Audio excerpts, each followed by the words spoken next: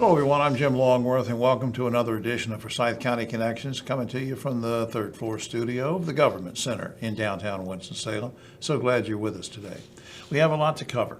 We have some special guests and we have some very important information to impart to you. But where we want to start, I can't think of anything more important right now than a crisis we're trying to deal with, and that is the federal government shutdown and the impact it may or may not have on us here in Forsyth County. With me now is our good friend Denise Price, Deputy County Manager, Director of Health and Human Services. She wears many hats for Forsyth County. Good to see you again. Good to see you, Jim. Remind folks what WIC and SNAP programs are all about, just to get us started. Absolutely. So both of these are USDA funded programs, USDA being a federal agency. They are both supplemental nutrition programs, providing food resources to individuals that meet eligibility criteria. WIC is a grant-funded program through the USDA, and SNAP is an entitlement program. They serve a lot of individuals in our community. WIC, about 10,000 participants. Wow. Yes, and with SNAP, about 57,000. Denise, if it's all right with you, let me just look into the camera and remind folks that we are taping ahead this particular program. So it is now Wednesday, October 29th. This program you're watching will air somewhere around November 8th, 9th, I think, Jeff, is what you were saying. Hopefully, we're going to keep our fingers crossed and pray that this shutdown will be over by the time we're talking about this. But just in case, Denise thought it'd be a good idea, and I agree with her, that we at least go over some possibilities of things and contingencies. So let's start there, and let me ask you, what's the impact of this shutdown? What could it be on these programs? Very good question, and I'll start with some specifics that we know. We were working under the impression that WIC may not have funding effective November the 1st. Our state and federal partners have identified funding to continue those services, both the benefit and administrative functions, through November the 15th, or what they anticipate to be November the 15th. So we've got a couple more weeks. However, on SNAP, we have been informed that effective November the 1st, there is no funding. And what that means is that benefits will not be loaded onto EBT cards for November the 1st. It also means that we will not have funding for our local administrative functions, although we are required to continue those. When you say an EBT card, now I'm 100 years old, not big on technology. What does that mean to folks at home? It means food stamps. It used to be... I'm in the grocery store, right. I'm up at the counter, Right. and now it's November the 2nd. Right. What happens? You do not have funds loaded to a card that you used to receive in a paper version, Right. in order to purchase your food. Now it's on that card, but it would go away. It wouldn't show up on that card. Correct. Because of the shutdown. How many Forsyth County employees support these programs? A lot. So in WIC, we have 34 employees that are dedicated to those services, and in SNAP, we have 72.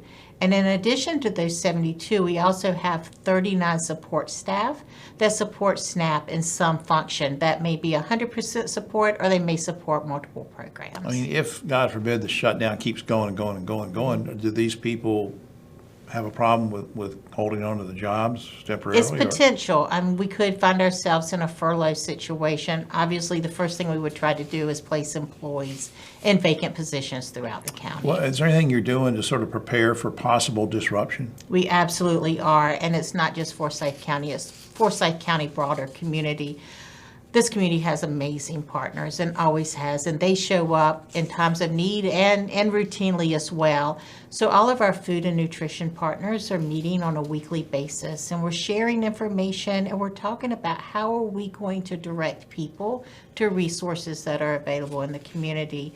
This situation could be dire because we know that for every one person that a food pantry is currently serving, 9 people are served through the SNAP program. So that gives you some insight into the enormity. But again, these people are showing up and preparing. And Eric Aft and his team at the food bank are going to do a great job with They that one way or certainly the are. other. I think you can go to forsyth.cc/federalshutdowninfo.aspx for more information. Senior Services, for example, I think you told me you can call Yes. 724-2040 for some resources on that. So Yes, is sir. there anything else you need to tell people? Yeah, and one other easy to remember, if you have questions, call 211. 211 has ramped up their staffing so that they can timely respond to people, and really appreciate the opportunity not to cause panic, but to give people informed information so that they can make good decisions. Thanks, Denise, for all you're Yes, doing. sir. Thank you. We'll be right back. There's a place to share gossip about the office party fun, and a place to share the story you tell everyone. There's a place to share a laugh about when things went wrong, and a place to share the video of you dancing to your song. There's a place to share spare change, lunch, and your time. But we could all be better at sharing how we're feeling inside. 76% of employees have struggled with at least one issue that affected their mental health. When you share, you're not alone. Back now on Forsyth County Connections. Thanks for sticking with us. And we have a very important topic we want to address with you and with this very special guest. Right now we're with Casey Wilkie. She's a public health educator too with the Forsyth County Department of Public Health. Welcome. Good to see you. Thank you. Let's talk about diabetes, and let's hone in on, let me ask you how common diabetes is among minorities, for example. Type 2 diabetes specifically is real common among minorities, and type 2 diabetes is where the body has trouble producing energy. And with type 2 diabetes, the pancreas produces energy at a slow rate. Yeah. And so that usually causes the blood sugars to be high. Your A1C is going out of Yes. the roof and all that. And, Absolutely. And it can happen to any age person? Yes, it can. Yes, it can. With minorities, there are a lot of factors that play into why it's more prominent in minorities. We look at the economical factors. We look at social factors. We look at physical factors, things like that. We also look at environmental factors, low income, people who live in poverty, access to quality care, even the cost of health care can Yeah. be an issue with it. Yeah, and like a lot of us, maybe just picking up too much fast food and not. Absolutely, because in certain areas, they don't have access to the fresh fruits and vegetables, and so there's Yeah. high access to restaurants and fast food, and Yeah. things are pretty expensive. Yeah. Things that are cheap are not so good for us, but things that are healthier for us Yeah, are a somebody little was bit more telling me one day, expensive. "Oh, Jim, did you go to that special store there? They've got all those nice fresh." Well, wait a minute. I said, "Well, that's 20 miles away." Absolutely So you right. got an access thing there. That's right. All right, now let me ask you this: this is National Minority Diabetes Awareness Month, because that's what you emailed me and told me about that. Mm-hmm. Why is it important for us to recognize that? It is very important. We were able to bring awareness to diabetes and the complications of it, and actually discuss, early detection and prevention methods, and also show the community that, hey, foster this support, because there are resources here and free resources here that the community can use if they actually are, dealing with diabetes and the complications of it. And you've been doing this program for a little while, right? Yeah, well, about over a year. Over a year. Uh-huh. Have you gotten any feedback on how well it's going? Have you heard from people? Oh, yes. So I've been here for over a year, but Forsyth County has been doing this program since about about 2012. And so we have people who enter the program, their A1Cs drop tremendously. We have our oldest graduate, who Miss Marie Matthews, she's 98. Wow. And our youngest graduate is 26, and they're still being able to actually continue those habits and those activities and things that they learned throughout the program to this day, even being 98 and 26. Well, how does somebody qualify to get in the program? Okay, so we have people who come in and their A1C needs to be between 5.7 and 6.4. They need to be in the pre-diabetic range. Right. Also, no previous diagnosis of type 1 or type 2 diabetes. We would like for people to know that this is not a weight loss program as well, but when you do everything you're supposed to do, you eventually lose It's gonna weight. So happen. we actually ask people to not be taking any medications for prediabetes or weight loss as well. Right. But that's pretty much the qualifications. Yeah, because you're helping people with sort of resources and information and right. education and getting people on the right track, the kind of things you want to eat and what Absolutely. portions and things like that. And then you get healthier because of that. How can folks get more information? So they can simply call 336-703-3219. Just call the health department and I'll pick up, or they can use my email. We're also on our county webpage under Right. health education. They can find North Carolina Minority Diabetes Prevention Program and go through there. Sounds good. You have like 5 seconds left. Do you have a special event coming up or anything we should know about? Anything coming up in the future? So we do have our cohorts that'll be starting. We do have an enrollment session that'll be coming up in December. That time and date is to be announced, but it's actually a cohort for those who speak Spanish. Okay. All right. Bueno. Thank you. That's Spanish. Yes. Thanks for doing this. Thank Thanks you. For everything. All Thank right. you. You continue to take care of yourself. I will. We'll be right 72. back. We'll be right back after this. You don't have time to attend every government meeting in Forsyth County. Subscribe to the Forsyth County newsletter. Available the first day of the month, the Forsyth County News arrives in email with articles, videos, and links to information and programs that matter to you. See updates from county commissioners, hear from the county manager, see quick videos of programs and activities, plus a look ahead. Stay up to date. Elections, tax office, air quality, parks, deeds, and more. Forsyth.cc/newsletter. Subscribe today. Back now on Forsyth County Connections, and we have a special guest with us now, meeting for the first time, Bailey Arnold's Grants Administrator for the Forsyth County Finance Department. Thanks for stopping by. Thanks for having me. I've been reading about this, and you sent me some emails about the Community Grants Program. So let's bring folks up to speed. What is, in a nutshell, what's the Community Grants Program all about? So community grants, previously it was called special appropriations. That's right. That is a initiative by the county commissioners to invest money into local nonprofits of Forsyth County. So each year the commissioners review applications and potentially provide funding to those awarded organizations. What kind of agencies and what kind of projects? I know we don't have time to list a lot of things, but give me an example of an agency or two. Give me an example of a project or two so that people understand where the money goes to help. There are 5 board priorities for the program, and that is safety, health, education, culture, and economic opportunity. Okay. So, you know, if you serve the community, you probably fall into one of those 5 categories. But, you know, as an example, we have senior services as a grantee. So they're serving in the area of health because they provide Meals on Wheels with That's the right. funding. I used to do, when I was a teenager, I delivered Meals on Wheels. It's a great program. Oh, I've done it too. Yeah, it's been around forever, that program, but it does a great thing.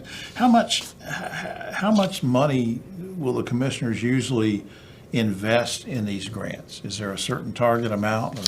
Yes. So typically over the past several years, the amount has been about 1.8 million across a number of organizations. Last year, I guess it would be this current period. We awarded 32 organizations of 77 applications. Right. And it gets confusing sometimes because folks at home, and I get confused too, the county works on a fiscal year budget, so that June 30th, you're now getting ready to start a new year, although most of us think in terms of the calendar. But now, how many agencies receive grants during the year, and is there an average amount that most people get? You mentioned senior services, but I know there's probably a lot of agencies that aren't as big as that. About how much would people normally get in grants? Yeah, so of the 32 awards, the average is about $55,000, and that ranges from the postpartum, that ranges from $2,500 with the Postpartum Resource Center, the Triad, and $363,000 with senior services. Is it complicated to try to apply for these grants? Because I know these agencies are busy. They have staff trying to help people day in and day out. How do you qualify for this? I mean, I know they all do good work, but there's only so much money to go around. So how do you end up qualifying and applying? Right. It is a competitive process. The application is available on our website right now. The application is pretty extensive, but if you've applied for grants before, it should feel pretty familiar. But we ask questions about overall organization, operations, what do you do in general, and then specific program questions about what the funding would go towards. Right, and it's got to fit those priorities you mentioned, those 5 areas too. Now, is there a specific date that the application process is going to end? Because this show is airing early November. Now, what should we know about deadlines? So the deadline for this application is November 30th, which is a Okay. Sunday at 11:59 p.m. Okay. Now, you mentioned a website, so tell me where people can go to keep up with what's going on and maybe learn how to access the application and that kind of thing. Is there a particular website? Yes, our website is forsyth.cc/community grants. /community grants. Yes. Okay, good. And that website has a ton of resources on it for the application. There's a PDF preview of the application, so you can read all of the questions before making an account on the Okay. portal and decide if you'd like to apply. There's also a video recording of me explaining the application and the policy that the commissioners adopted last year. And I answer some questions from those who attended the webinar. And then there's also the list of every organization that was awarded for the past 2 years. Okay, well, good, that's great. Bailey, I appreciate all you're doing to help people and get this grant money out there. It's just an important thing, important task, and thanks for all you're doing. Thank you, I really appreciate it. We'll be right back after this. Medications taken as prescribed for you are safe. They should only come from a pharmacy or healthcare provider. Counterfeit prescription pills can kill. One pill can kill. Back now for Forsyth County Connections, and this segment is for you animal lovers and those that want to love animals. That's me. I love animals. My wife and I have plenty of them, and we're here with a second-time visitor to the show. Jamie Bertman is director of Forsyth County Animal Shelter. Welcome back. Thank you. I know you're always so busy. We're so glad to grab you and get you for a few seconds when we can. Now, you sent me an email saying that you're doing something called a reduced fee adoptions. Tell me about that. Yeah, so Bissell Pet Foundation, and these are the vacuum people. Yeah, I was going to ask. They're the vacuum people. So when you buy a Bissell vacuum, they have a Bissell Pet Foundation that some of that money goes to. But they sponsored adoption fees for us. So October 1st through 15th, their sponsorship allowed us to reduce fees to just $25. What was it? $125. Wow, 125 for the Bissell thing. And of course, those vacuums will vacuum up pet hair. So maybe there's a connection there. There's definitely. Yeah, $25. And now, Yeah. now did this end? Was it a special program that was just finite for October, or is it going to happen again, or what? So they did the special October 1st through 15th, and that was very successful. So they are coming back. So they will do another sponsored adoption event December 1st to the 15th. So Okay. just in time for the holidays. Yeah. You'll be able to adopt again at a reduced fee. All right. Now, can local businesses and organizations do the same kind of thing that Bissell did? Can they say, hey, we never helped out with animal shelter before. We'd like to give some money to help with that. I mean, do you encourage that? That would be incredible. We definitely look for local businesses as well that are willing to sponsor adoption fees so we can make adoption more attainable for everybody. We have had in the past individual donors also do the same thing, make a donation towards adoption fees so they can be reduced. Now, when you run this kind of a special program, a reduced fee adoption, what does that do to your pet numbers? Well, one of the most incredible things is obviously adoptions go up. We always see more adoptions during adoption specials, but when adoption fees goes up, that also means that euthanasia goes down. Yeah. So less animals need to be euthanized for space if we're sending more into adoptive homes. So what are the numbers currently? Where do you want them to be in the future? Sort of give me an idea of where we are. In Q3, we had 98 adoptions. So that spiked the most during that special time. We'd love to see that number grow. One of the numbers in Q3 that was very impressive was our animals that transferred to rescue. So those are animals that left the shelter and went on to a rescue group that could provide more care. We got up over 300 this quarter, which Wow. is really incredible for us too. So the more those numbers grow, the less animals we see euthanized. Absolutely, and I love these rescue groups. There's several of them out there that, Yeah. that do such great. Well, you want to give a plug for any of them, or? Absolutely. Some of the bigger partners from this last quarter was ARF. They're local to us. So they're off Harvey Street. We had Haley Graves Foundation come out and do a lot of work for us for some of our medical cases.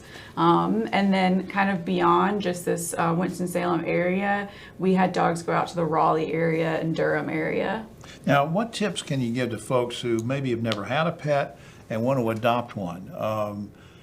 You don't just walk in, whether it's reduced fee or not, you don't just walk in there and say, hey, Jamie, I want this pet, I'll take it right now. I mean, what goes on?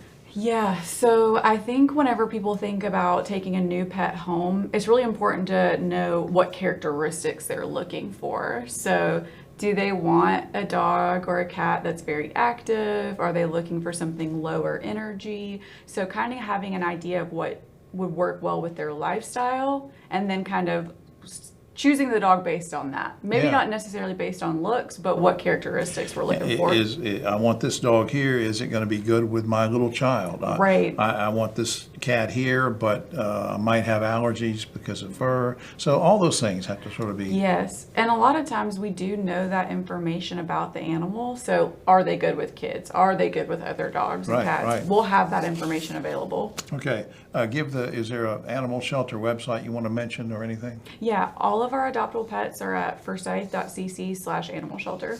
All right. Jamie Burtman, always doing a great job. Keep it up. Thank you. We'll be right back after this. Positive praise is at the heart of each parenting strategy from Boys Town. Visit boystown.org/praise to receive your 10 Ways to Praise magnet. It's a great reminder to catch them being good, and that great parenting advice is just a click away. Back now for our final segment of this edition of Forsyth County Connections. Thanks so much for sticking with us. And as I say, final segment, so we're saving the best. You can't say the best for last because then that'll get his ego all hiked up. We brought back a good friend of ours, Mike Wilcox, head golf professional, Tanglewood Park. Good to see you, sir. Thank you. Good to see you, Jim. Let's talk about the clubhouse at Tanglewood. Now, when was the old clubhouse built? And because we're going to talk about the new clubhouse. When was the old clubhouse built, and why was a new clubhouse even needed? Well, that's a lot to answer there with the new clubhouse, but the old clubhouse was built in 73, 74, once the PGA Championship, which they held in 74, That's right. was secured. Then they tore down the existing structure over there and built the clubhouse that we just tore down Okay. for the PGA Championship. All right. So now the new construction, when did that begin? When does it open? Tell me a little bit The about new that. construction, we started in May of 2024, and we moved back into the new clubhouse on September the 9th, just the golf operations part. It was kind of a soft opening there. So, Right, right. But yeah, we were gone, 15, 16 months. Now, let's take us inside the clubhouse sort of theoretically here for a minute. What will people see in the new clubhouse different from the old? What's Right. in there? If you go in a new clubhouse, well, the first thing you'll notice about the new clubhouse, obviously, if you drive up. So the old clubhouse, it had a brick facade, not very appealing, no windows. That's what my wife says about me. You know. So, and the landscaping was kind of tough. But now, if you pull up, you see a beautiful building sitting on top of that, hill out there, and Well, it's look, got, in all seriousness, that's important. The optics are oh, important. I mean, all this absolutely. industry and people coming into the area and deciding where they want to live and what they want to do and how they want to spend their recreational time. Yeah. In all seriousness, that's an important factor in it, isn't it? Absolutely. I mean, we have lost events before just the fact that the old clubhouse was outdated. Yeah, and, yeah. But this one it's beautiful. You pull up on the hill, you got the front porch there. It's very welcoming looking. You got the two arched entranceways, the pro shop and the main entrance. And then if you go inside, I don't know if you ever went inside of the old clubhouse, but when you go in, there's about 4 levels. You got the main level, then you go up to the ballroom level, then downstairs to a mezzanine, and then the pro shop and the grill were at the very bottom. And it wasn't really handicap accessible either. So Okay. we would put up a temporary ramp that was pretty difficult to push a wheelchair up to go to the ballroom. Yeah, so this one's all very modernized and Yeah. for everybody. Everything's on one level. I mean, it's easily accessible for everyone. So Let me ask you a stupid question. Tanglewood is a public park, but is the clubhouse for members only, or can anybody have an event there? Or help me out with that. no, anyone can have an event. It's public. So and we're working right now with a vendor to get the food open in the new clubhouse, and they'll also do the room rentals and stuff like that. So hopefully we'll be fully operational by the first of the year. So you've been working with people to get everything sort of set. Of the people Mm-hmm. working out there and giving you some input and everything, what kind of feedback you getting on how people are sort of receiving it? It's been pretty incredible, actually. I don't know how many people I've heard walk into the pro shop for the first time and say, wow, this is really nice. And, a lot of people say, wow, it's been, you really need this for a long Yeah. time. And it's really been overwhelming. Well, how is this going to shape the overall impact of Tanglewood Park, do you think? Well, like I said, the old clubhouse was so dated and wasn't very appealing, so it was a tough sell. We weren't able to secure some events because of that, and I think anybody that wants to have an event in this clubhouse, all they've got to do is come see it, and it's Right. going to sell itself. I mean, Now, if somebody wants to rent the facility or do something over there, is there a particular website or phone number or anything people should go to? Or right now they can call the main park number, which would be like 336-703-6423 would be the pro Okay. shop, actually. But Okay. right now, until we get the vendors settled and everything, we're not renting any rooms in the clubhouse. So, Okay. but Well, Mike, I know, like I said, in all seriousness, this is an important project for the whole county, for the region. It's an economic development success. It's a recreational success, and I'm proud of what you're doing with it. thank you, Jim. Yeah, too. Yeah, and keep us posted on how it's going. I will do it. Mike Wilcox. And that does it for this episode of Forsyth County Connections. I'm glad you stayed with us for this show. I want to recognize a few important folks that helped make this happen. Ed McNeil, of course, our executive producer, and Jeff Fabrizio, who puts it all together for us, shoots it and does the editing, and Chantel Robinson, our fearless leader, the county manager, who keeps things going for all of us and helping so many people. Anyway, thanks to those folks, and thanks to you for watching this episode of Forsyth County Connections. I'm Jim Longworth. We'll see you next time.